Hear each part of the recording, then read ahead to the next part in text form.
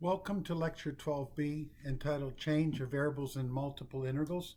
In this case, we're looking at 3D systems, so that would be volume integrals. So the material covered here is from section 16.7 of the text and reading assignment 2. Again, just reference material, which is from objective 3. Introduction to Lecture 8, where we introduce Jacobians, and a review of parts of Lectures 1A and 1C. Objectives are to change integration limits and differential volume for triple integrals with a change of variables.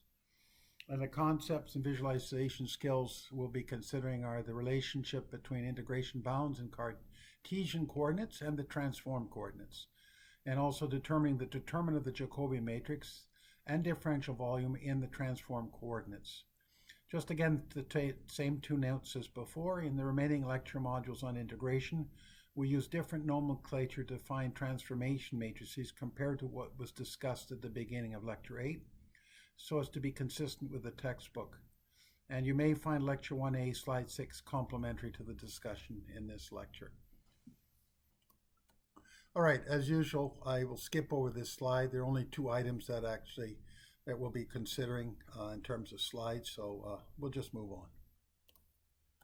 All right, so as before, there were two different approaches one can take to determining what the transformed quantities would be, differential quantities. In this case, it would be the differential volume. And so the first would be just using vectors and the definition of a differential volume. And the other one would be a mapping. We'll leave the mapping as a sort of a non-mandatory exercise for you to follow through. I mean, it's not difficult, but nevertheless, it's something that's useful to look at in terms of understanding.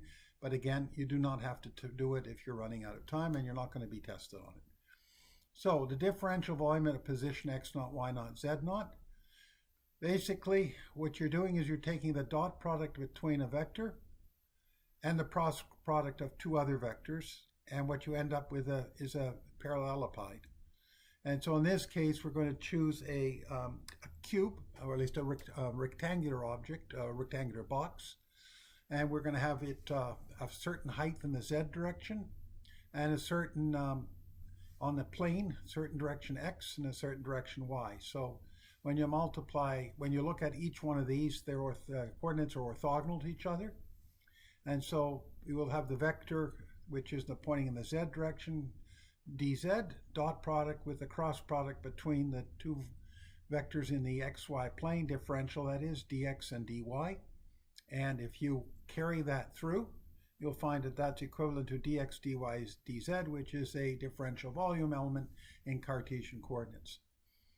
And so the next thing to do is to introduce a transformation of variables. And again, we're assuming here will be a right-hand coordinate system. So x is now going to be a function of three variables, new variables, u, v, w. Y similar u, v, w, and z similar u, v, w. And so as before, we mentioned that if we have new basis vectors that are aligned with the new coordinate directions, right? So that's u hat, w hat, and v hat. These are unit vectors. They can be pointing in any direction. Generally, we'd like them to be orthogonal to each other, but it's not necessary. And what we can essentially say, if we had some arbitrary vector ds, then basically that is a linear combination of vectors in the x hat, y hat, z hat direction, or it could also be linear combinations in the u hat, w hat, and v hat. Nevertheless, basically either system can be utilized. For that reason, you can say, for instance, that the vector dx x hat can be represented by a linear combination of vectors of u hat, w hat, v hat. But in order to basically determine what those terms are going to be, we need to basically do a Taylor expansion on x, y, and z to first order. And the differential in x will be dx. And what you're left over with are the partial derivatives, dg, du, evaluated basically at u, v, w, not v naught, w naught. du, u hat, one with v hat, and one with w hat. So this represents a physical length with the dw. It's a physical length, and they're all differential lengths. So you can represent x as some combination of u hat, v hat, and w hat according to this formula. You can do the same thing with y, except in this case the function you're working with is h, And for z, similarly, your function you're going to be working with is p. And so you take this now, and you can essentially go back to this expression here and plug in for whatever dz is. This is dz z hat, which would be this term. And then dy y hat would be this term here, and dx x hat would be this term here. And of course, in this new coordinate system, essentially you're going to have now u hat, v hat, and w hat components occurring in total. And so this is just now mechanics where I make the substitutions in here for dx in terms of u, v, and w, for y in terms of u, v, and w, and similarly for z in terms of u, v, and w. And after you've performed the mechanics, you'll find out that this is equivalent to taking the determinant of this Jacobian matrix. These are the Jacobian terms. G with respect to u, v, w, h with respect to u, v, w, and p with respect to u, v, u, w. du, dv, dw. So this is ultimately the expression we end up with, and du, v, dv, dw. Okay, so as I just mentioned earlier, one can also use the mapping approach, right? In which case the position vector will be in 3D, and there'll be transformations for x, y, and z. The volume of the parallelepiped will be c dot cross product between a and b, where the vectors a and b form the base of a parallelogram and the vector c forms the height. It is left as a non-mandatory exercise for you to formulate the solution. You should end up more or less with exactly the same solution that you've seen here, but you'll have a pictorial representation as to how the mapping occurs. All right, so then we can now pose basically the theorem for change of variables for triple integrals. And so in this case, we have three transformations, each being a function of u, v, and w. And it maps a closed bounded region S in the UVW space to a region D in the XYZ space. We assume T is 1 to 1 on the interior of S, and G, H, and P have continuous first partial derivatives there. And if F is continuous in D, then we can make this statement here. So of course, X will be a function of UVW, Y will be a function of UVW, Z will be a function of UVW. And this dv now transforms into a new dv. This is now basically in the new coordinate system, which is with s, whereas this was in the old one, which is with respect to d. So this is what you end up with. Okay, this du should be du v dw, but it's more or less the same. All right, again, note one, that this equals the absolute value of the Jacobian. The book's nomenclature is confusing. These are equivalent, but this is the way it's represented. The actual practice as described by the book is to compute the determinant of the Jacobian matrix and then take its absolute value. The absolute value is an artifact that resides as a result of not knowing if you have created a right-handed or left-handed coordinate system, as discussed basically previously in Lecture 12a and also on the previous slide. So let's do an example triple integration calculation. So we start with an object that looks like this. It's a sort of a squished rectangle, and you're basically given that the boundaries of this particular object are defined by planes: y equals x plus 2, z equals x plus 3, z equals 0, and z equals 4. So there are actually 6 surfaces that bound the volume. And you want to basically evaluate this integral here, and so how best to do it. So what we do basically is figure out a new means of calculating, because this is an ugly problem. You'll have to integrate this by breaking it into a number of subdomains. So one of the possibilities is to do a transformation that allows this whole object to just stand up, so that it just becomes a simple rectangular box, in which case the boundaries, the surface boundaries, are basically amenable to a single integration. So this will be much, much easier to solve. In a later lecture, we'll look at various techniques in terms of how to make choices. Here, we're just going to demonstrate by an example exactly how that choice was made.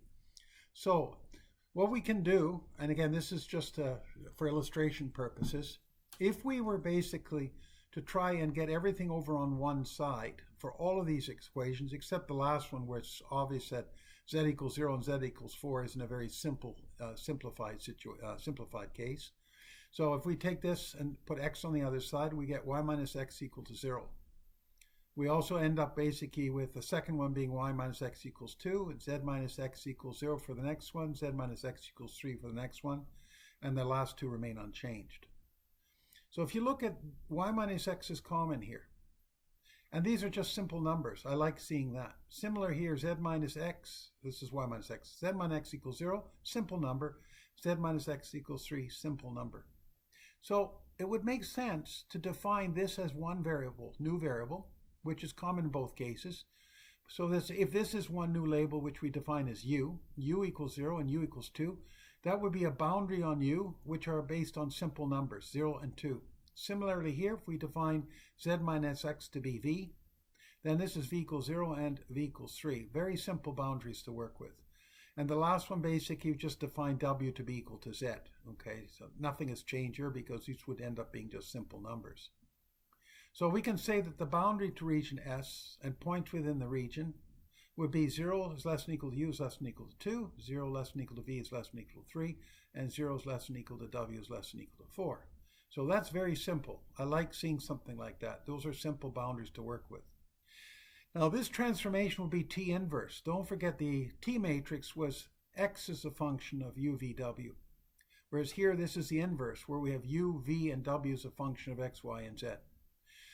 We mentioned before, you need both T inverse and T, otherwise you cannot solve the problem. So the next thing to do is to see whether or not we can get the transformation T, which would be essentially putting all these equations in terms of u, v, and w, that is x, y, and z in terms of u, v, and w.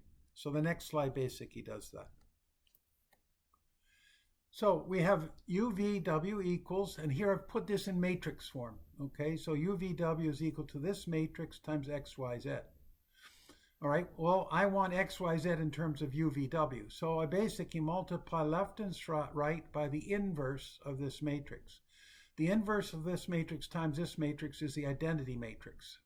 All right, and so that means you would end up with x, y, z. And on this side, you would have the inverse matrix u, v, w.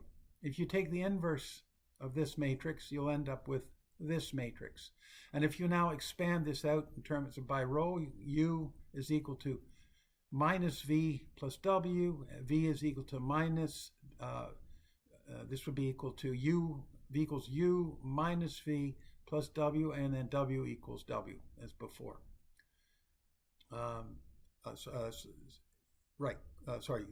This would be w, right. So this is what we end up with. All right, this is in a form now where we can compute the Jacobian because we need that to compute the differential volume. So the Jacobian would be to take the derivative of this with respect to u, v, and w, derivative of this with respect to u, v, and w, and the derivative of this with respect to u and v and w, row by row. And so if we do that, first one, second, and third, we end up with this matrix, and then we have to take the determinant of this matrix, which turns out to be 1. The integrand now has to be replaced, so x gets replaced by w minus v, and z gets replaced by w, which means we have this expression which expanded out will look like this. So we're now ready to do the integration. So this is the original integral, triple integral. This is the new triple integral. This is the transform volume element. This one computed is actually the value of 1. And so these are the new bounds, which we had computed at the beginning. They're based on T inverse. And so the rest of it is basically integrating first with respect to u, holding v and w constant, then integrating with respect to v, holding w constant, and then finally the last thing is to integrate with respect to w, and the final answer in this case is 56. So that concludes lecture 12b. Thank you for listening.